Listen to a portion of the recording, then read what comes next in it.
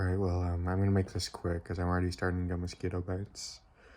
So, yeah, I'm gonna be talking about a pretty topical issue right now. Something that's, like, a pretty important part of not only my life, but also, like, the lives of everyone watching this, most likely. My friends, basically. So, and I think that, like, even after watching this, and even after me recording it, both you and I are not gonna really do anything about the subject. So, I mentioned last video, you probably didn't watch that far, but in case you did, that, like, it's kind of dangerous to be on the internet, or it's scary. It feels like me making YouTube videos, I feel like I've entered a pact with a demon, or whatever. And, yeah, it's not just because of, like, the users that populate it, but, like, the internet itself has become this, like, kind of jungle of,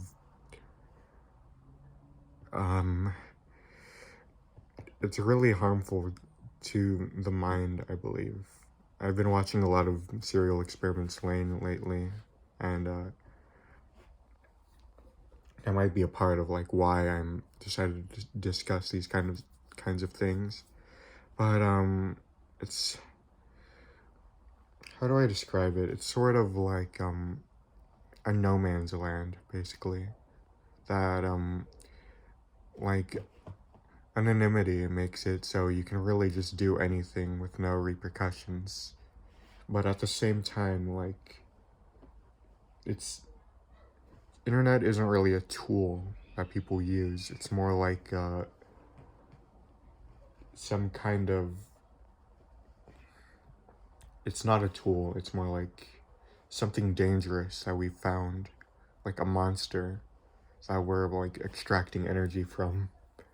And of course, it's not new to be afraid of new technology. There was a time in the 20th century where like people were afraid of what TV was going to do to us. There was that slogan, like, radio is a theater of the mind, television is theater for the mindless, and there's movies like Videodrome, that's all about TV and, like, the psychedelic effects. And I feel like that fear is nothing compared to what the internet is going to do to us. Like, the crippling effects of television was just a pre-operation for the transorbital lobotomy that is the internet. And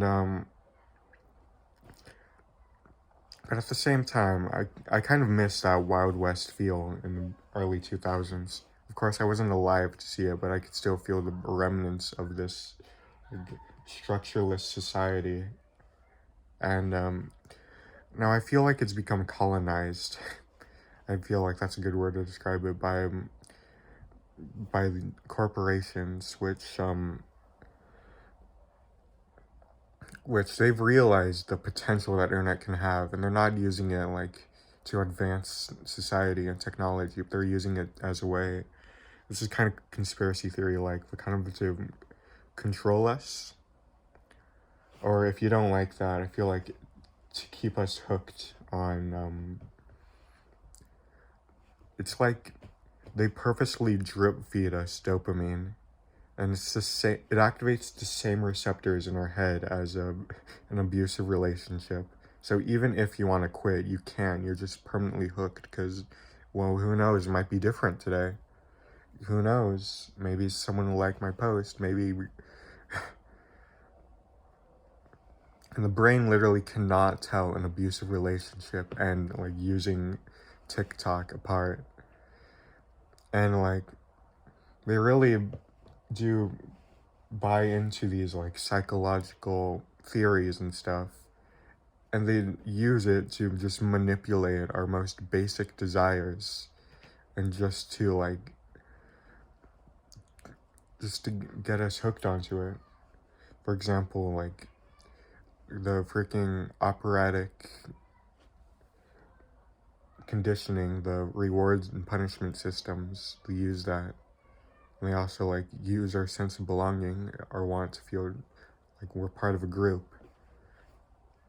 And it just really manipulates us and makes us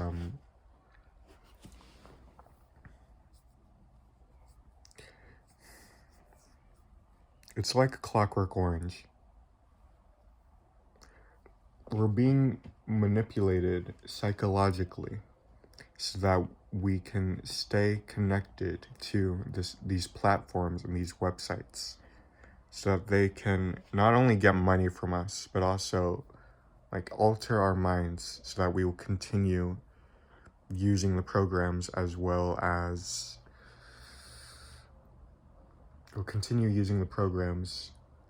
kind of follow like what they say is good for us. Our most personal and individual desires are manipulated using conditioning. And normally I don't really care about big corporations and what they do, but it's kind of had a permanent effect on the user base of most internet spaces. For example, like, if most video game companies, most AAA companies release games that are unfinished, and then they release like day one patches and DLC to like patch everything together. But the thing is, it keeps you hooked because you're like expecting day one patches and you're expecting like active kind of maintenance on the game. And like, if I release a game that's fully complete, if I put in that effort to make sure that everything is polished before releasing it, you guys would just complain 3 months after launch that the game is dead because there's nothing being done to it. So next time you complain about a game being unfinished by EA or whatever, just remember that no matter if the game is finished or not, you'll still find a way to complain about it. And there are people like me who like want to do the right thing and release a completely finished game, and you won't let me. You'll insult it. So that's the normality of the internet, that you're used to just constant attention. And speaking of constant attention, we are exposing children to the internet. Like, when I was 8 years old, I got an iPad for my birthday, and I was given permission to go on YouTube, unrestricted, completely unmoderated internet access at the age of 8. But it's all right. I'm completely fine. There's nothing wrong with me. I can be trusted. I don't have violent thoughts. I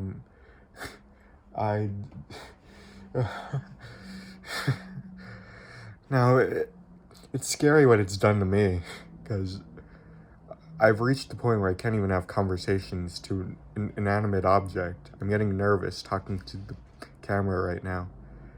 But I have baby cousins, and you probably do too, that are given iPads at the age of 2.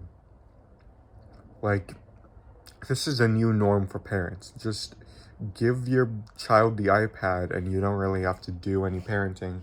So it just completely abandons your child, and you don't have to do anything for it. But just think of like what that's going to do to your kid psychologically. Like, before, in the days of Freud, I don't want to bring this up, I hate Freud, there was just a baby's life consisted of the mother, the father, and the actual child. But now there's like this new square to it, the iPad, and they see the mom and the dad on the phones too, so they think like the phone has everything. And that completely ruins the dynamic that's supposed to take place. And like, it might have like permanent effects in adulthood. We're not really sure how like children raised on unmoderated internet and YouTube are gonna fare in adulthood, if they're gonna have that like not only psychological but physical damage. Like, I'm sure you're not like eating dirt and playing with toys and getting injured like you're supposed to do when you're a baby. I unfortunately did not eat much dirt as a baby. That's why I'm very I have a very weak immune system, which I compare to a small child, a small Victorian child. Like, half of the characters in Wuthering Heights. Now, I make sure to tell the parents of my cousins, like my aunts and uncles, to turn on safe search and like restricted YouTube, cause like we don't know what's on YouTube. You can probably find porn, and it's pretty easy to find too. And it seems like the platform just lets it happen, but like, so I don't want my baby cousins being exposed to porn at a young age, considering what it's done to people like me, who once again have unmoderated internet access and have found the true meaning of the internet. But like, not every kid can say that they're safe from that stuff. Not every adult remembers to turn on restricted mode. Like, and even then, YouTube Kids could still have dangerous stuff on it. Just because you turn on freaking safe search doesn't mean you still can't find things that are inappropriate, things that like you don't want your kid to see. Now, when it comes to my kids, I'll try to make it different. I don't want my unmoderated internet addiction to like spread to the next generation. I want to keep my kids safe.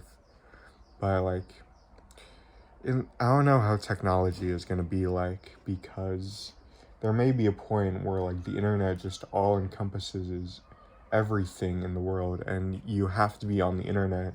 You have to be constantly connected, otherwise you're like, you miss out on a lot of things. For example, like when I go outside nowadays, this isn't even the future, this is right now. The streets seem pretty empty. Like, I don't see like kids having fun. I don't see people my age at the park. I just see like old people and homeless people, which it sucks, because sometimes I don't like the internet.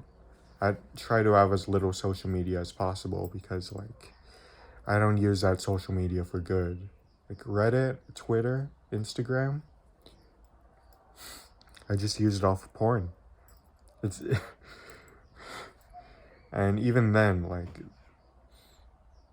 if I get rid of the porn, if I decide, like I've decided lately, no more, I don't need any more of this, but then there's nothing I really use the platforms for.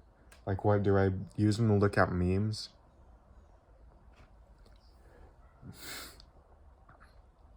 Memes on Instagram and Reddit suck, and Twitter. Twitter, it's just arguments and drama over nothing. Like the freaking one Disney Channel or whatever, Nickelodeon, whatever show, the Mexican one that like people are getting mad of for things that I, a Mexican, can overlook. Like, I don't care that the kid's named Nacho. Every kid in my dad had like 3 friends named Nacho, and they didn't really care. But as I was saying, the outside world is pretty empty now. I'm talking to you right now on the phone, and this is the most you've probably heard me talk. If you were to meet me in real life, or if you were to meet me in real life again, I would probably have like 12 words to say at you, and then we'd be done. And now, the only time I see people go outside is to just like post on social media. Like, on some girl's Instagram page, you're never gonna see pictures of them inside, just outside in like flower fields and stuff like that. But it's not, they'd go to cool places not to have fun themselves, but to make it look like they're having fun, which I guess is once again part of the culture, because like, you want to make your life look better than it actually is. But we all know your life is absolute garbage. You're 17. No one's life when you're 17 is that good. You're depressed. I'm depressed too. And I guess looks over everything else has kind of taken over now because of the internet. Like, ugly people like me, or dare I say I'm ugly? I'm more like, I'd say I'm average looking. I'll be nice to myself. People that are below like the 70 percentile are kind of screwed when it comes to dating, because, like, of course everyone wants an attractive partner. That's the same for boys and girls. That's the same for me. But like, there comes a point where you'll willingly be in an awful relationship just because your partner looks good in photos. You can show them off online. You can show them off in real life too, if you go to a party or something like that. And so looks have taken dominance over everything else when it comes to dating. And there are some times I'll be fine with that, but most of the time it's unfair. Now, you could argue that these kinds of factors existed before social media, but like, I feel like the internet encourages these factors further more than anything we've seen so far. Like, 100 years ago, maybe a little more, as long as you had a job, if you could work and you like just were an average guy, you'd be married in your 20s. But it takes a longer amount of time for people nowadays to marry, because like, there's a because in your youth you just want to like play around and have fun, post as many pictures with people as possible. And I didn't really want to talk about things like this. This is supposed to be about the internet, but like, this is what the internet does to people like us, to people. And now, because of these changes that have arisen in the 21st century in recent years, like, there's increases in nihilism, loneliness, and suicide rates, not just for teenagers, but for adults, for men and for women, for kids maybe even, dare I say it. And I feel like, no, I know that these social media companies exploit our feelings of loneliness and nihilism. They want us to just feel like there's nothing, like they can't get anything out of life, so they'll just continue using their platforms. You'll keep looking at porn because you can't get a partner.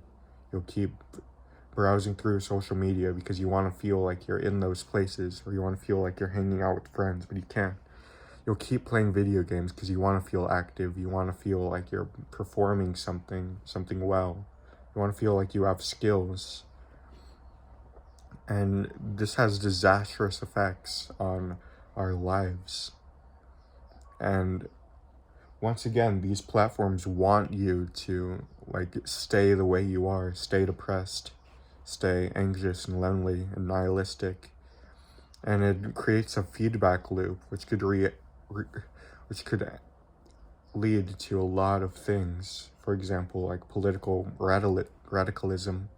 I've unfortunately met a couple political radicalists in my old school, and I feel like all of them are on TikTok, all of them are on Instagram, and they're all like just eating up everything some people say. And it goes both ways too, not just for the left, but for the right, and for like the male spaces too. Like, we all know like Andrew Tate and people like that, and we all probably know a guy that like just binge watches Andrew Tate, and we know how he acts.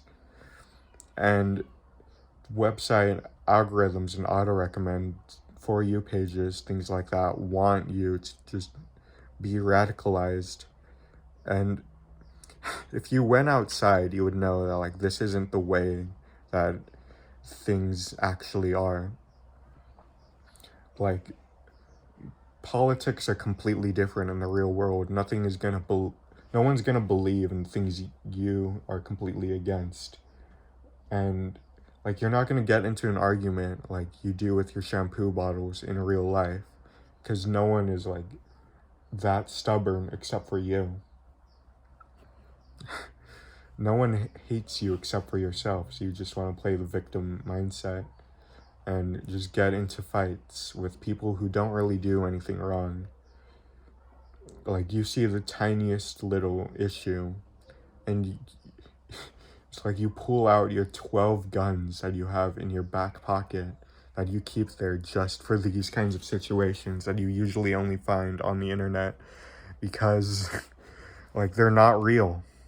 Nothing on this internet is real. And so I suggest that you either A, if you're a political radicalist and you feel like the internet is trying to keep you this way, you either A, go outside, or B, like, try to get into something else.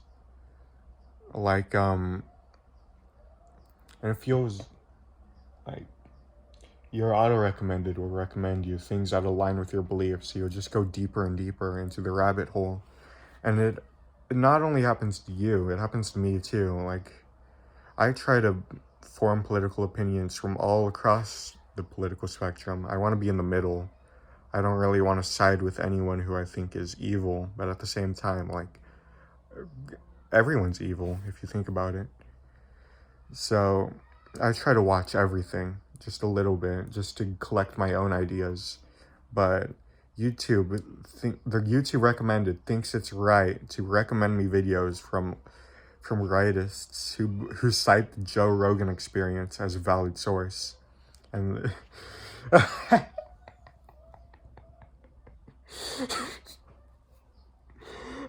and it's stupid.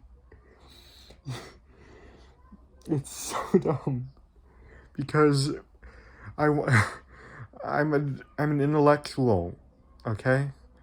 I've written essays and reports, and I know what you're supposed to cite in these kinds of arguments. And it's not a podcast from an ex-wrestler announcer and like conspiracy theorists who probably don't even have college degrees. If you want to know what the world is like in real life, you either go get that experience yourself, or you read like a book or a report from an actual credible source.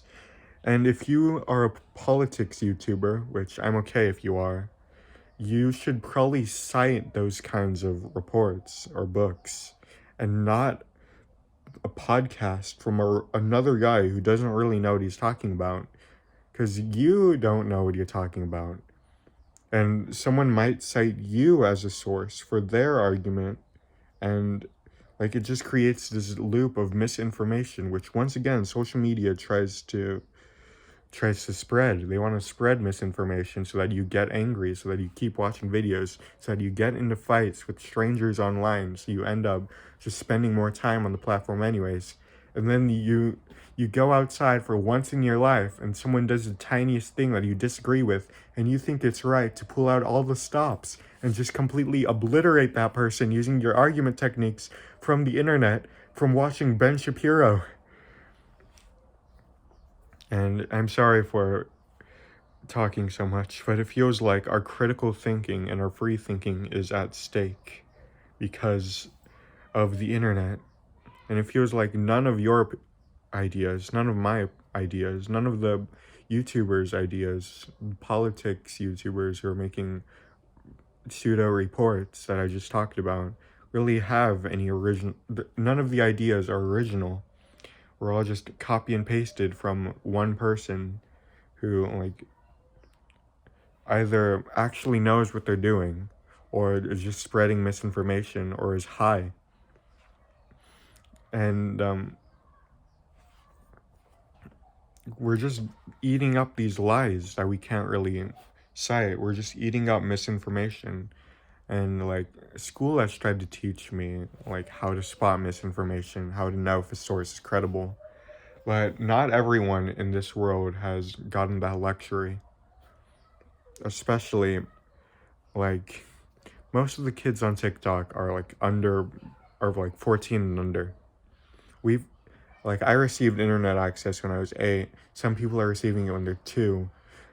Some people are getting an iPhone out of the womb. Like, imagine you're at a baby shower and, like, one of the gifts to the mom-to-be is just an iPhone. And we don't realize it, but most people online are just 14-year-olds in the equivalent of a trench coat, just, like, on top of each other in a stack. Like, like the people that you'd see in old movies trying to buy alcohol, and they're just like 3 kids on top of each other with like sunglasses and a fake mustache and a trench coat. And that's really what freaking anonymity online is about. Like, no one reads the terms of service. No one cares if you're 13 or under. Like, I do the same thing too on platforms where you have to be over 18 to like buy certain things. Like on Steam, where you can only buy M-rated games if you're 18. I just say I was born in 1984. And that leads us to just be manipulated by the the nothing we encounter. Just the misinformation created by people that are terminally online and don't really know what the real world is like. And we don't know what the real world is like either. Like, eventually there will be a world where the internet and the real world will not be able to be separated, to be told apart. Like, once again, I'm getting back to Lain. A world without the internet is unthinkable now to us Gen Z kids, and eventually will be to the entire world, as chronically online people are like given leadership positions in society. They become politicians, business owners, etc., teachers, etc.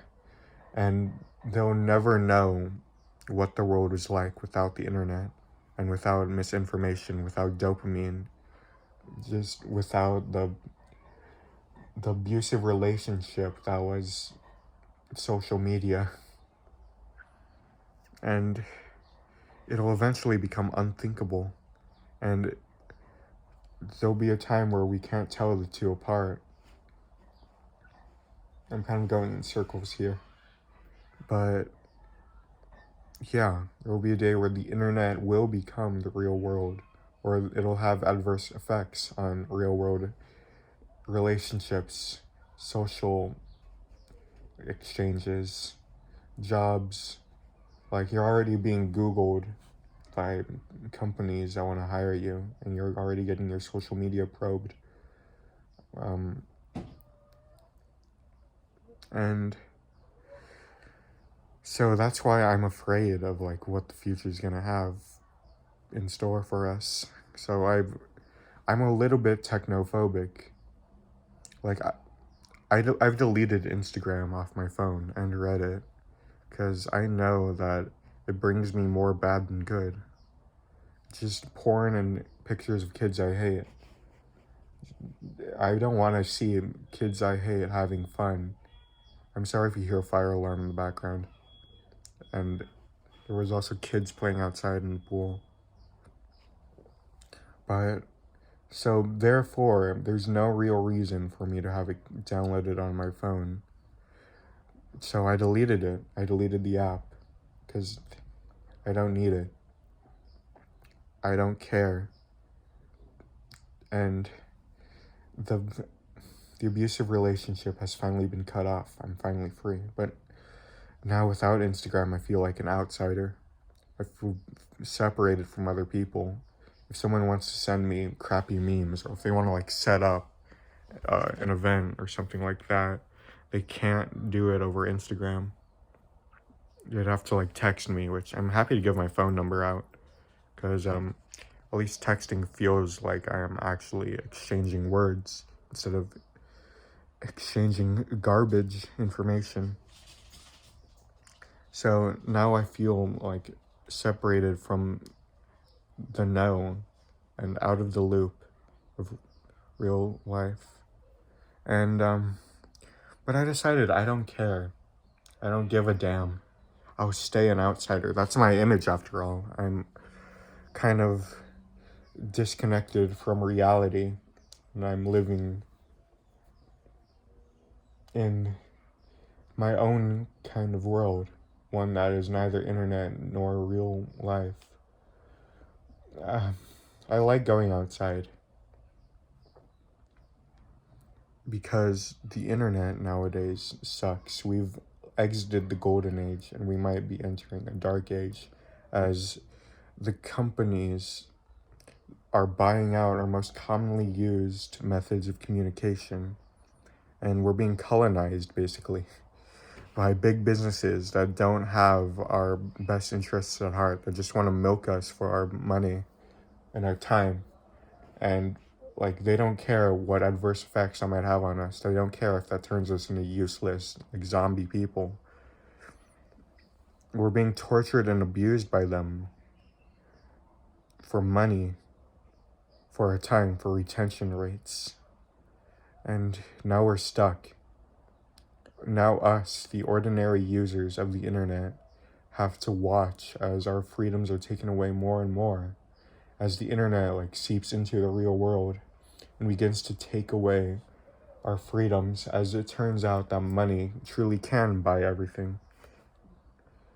And now we have to watch as the new generation is sought after by these companies that will take everything from them as it's taken it from us, and eventually create a world where no one knows what the world before the internet was, what it was like to be free, or it was like to touch grass and to breathe real air.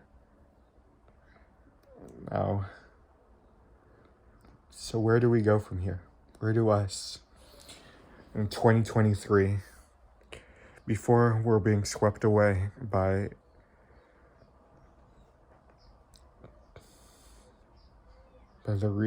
companies, by Inksock, by Big Brother, how will we go from here? I can't see how the internet is gonna evolve as years goes by. Will it grow more strict and totalitarian? Will privacy policies in terms of service grow more and more until it restricts the things we can do? Or will we see some kind of freedom? Will we be able to kind of escape from this totalitarian nightmare world as everything is surveyed, everything is watched by Big Brother, and our privacy, our freedoms are taken away, as who knows, Mark Zuckerberg could be hearing our conversations, the CEO of YouTube. It's not Susan anymore, thank God. The CEO might be watching this video right now thinking, this guy's a threat to society, we should put him down. But at the same time, I don't know if this totalitarian nightmare world I'm talking about can actually happen, because like, the internet is wide and limitless. There are still some places that are completely lawless, some places that like still have that Wild West feel to them, like in the early 2000s. Some places where you could still watch videos of people being stabbed to death, people like car accidents and things like that, and where like the darkest of information can be spread. And I don't know if such places can really be watched over, if such laws could really be dictated for some place that is completely out of sight. At that point, if you're gonna set up laws for places like that, you might as well just control everyone's thoughts. Once again, Clockwork Orange style, and just eradicate the ability to commit crime, to commit thought crime, to think things that are bad, that are against the new internet's laws. And maybe it's impossible for us to go any further. Like, the internet controls the real world. Companies control the internet, therefore the companies can control the real world. So we've reached singularity now. In conclusion, we're fucked. So I've decided I'm gonna go into the real world. Stay tuned for next video. I'm writing it now after some experience I've had. I'm finally gonna go outside. So thank you for watching once again. I'll see you next time. Please go touch grass. Go spend time with your dog. Your dog isn't on the internet. Take that phone away from your sibling. Take it away from that baby. Turn on restricted mode. Like, throw it out the window. See you next time.